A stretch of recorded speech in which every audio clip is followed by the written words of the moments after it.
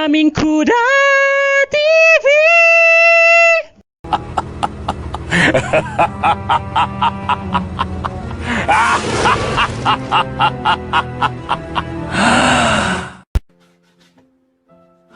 Growing up in the small island of Cebu in the Philippines, this dish is one of the reasons why I always wanted to go with my mom to the city. The steamed rice is distinctly served only in the Chinese restaurants in Cebu, and if I'm not mistaken, cannot be found in any other parts of the country. Chinese dim sum restaurants in Cebu serve this dish alongside different variety of siomai and siopaw. They serve the steamed rice in 3 different recipes: the pork steamed rice, beef steamed rice, and the chicken steamed rice. Today, we are going to cook together my favorite pork steamed rice. All you need to prepare is half a kilo of pork belly and 3 pieces of pork bones.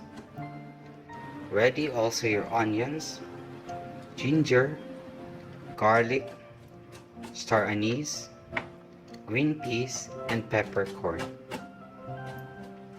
To make your pork steamed rice tasty, we have to add fish sauce, soy sauce, sugar, and sesame oil.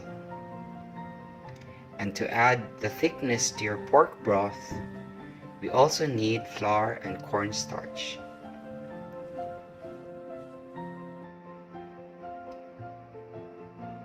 After marinating your pork for about an hour and breading it with flour, it's time to deep fry your pork for about 5 minutes, enough for it to be half cooked.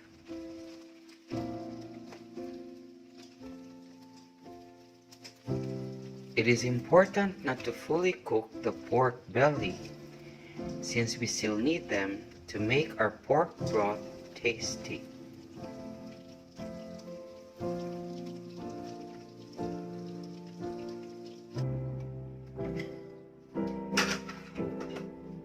When done, it's time to prepare our pork broth.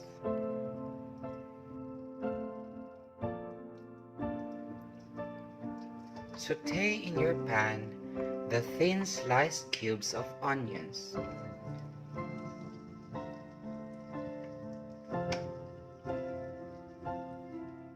Followed by the thin sliced ginger, and then the thin sliced garlic.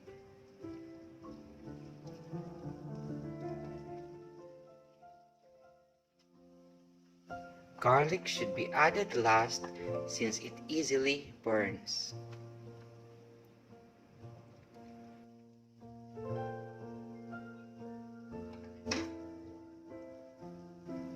Then you may add the pork bones, which will help make your broth a lot tasty. After a few minutes of stirring, you may add the deep fried pork belly.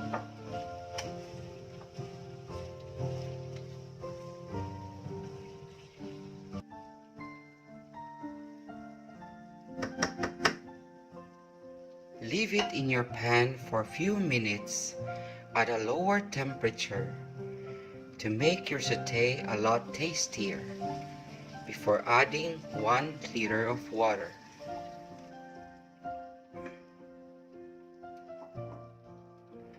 To make a perfect pork broth, it's time to add 1/4 cup of fish sauce. Then add 1 tablespoon of white sugar. You may then add 1/4 cup of soy sauce.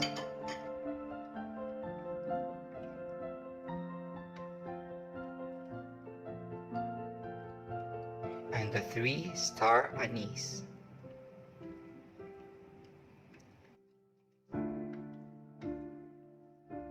Oops! Don't forget your peppercorn to make your broth even tastier.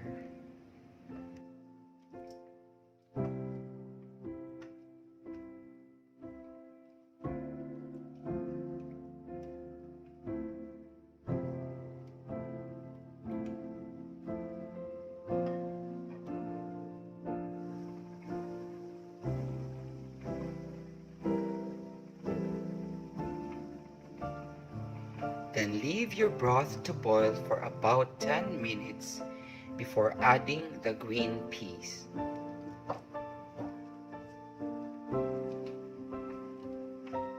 Leave your broth again to boil for another 5 minutes before adding your sesame oil to give your dish this Chinese aromatic smell.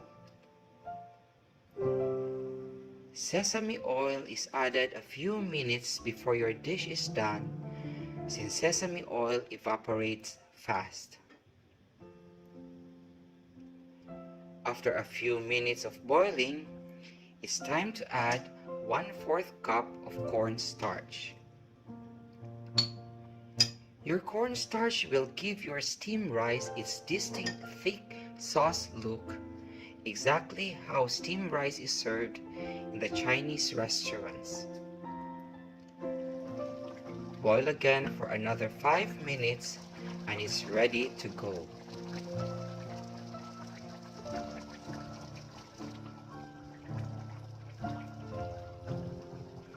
Now it's time to plate.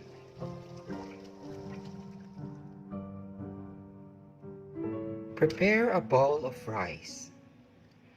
You can use a plain rice for this dish, or you may fry your plain rice first and add soy sauce to give it its distinct brown color.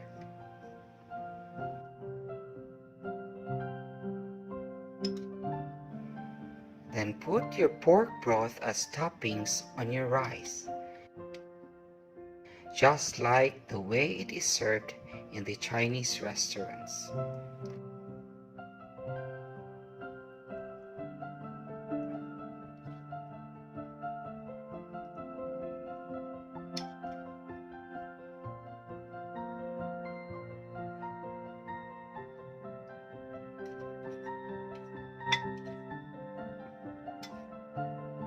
Then boom!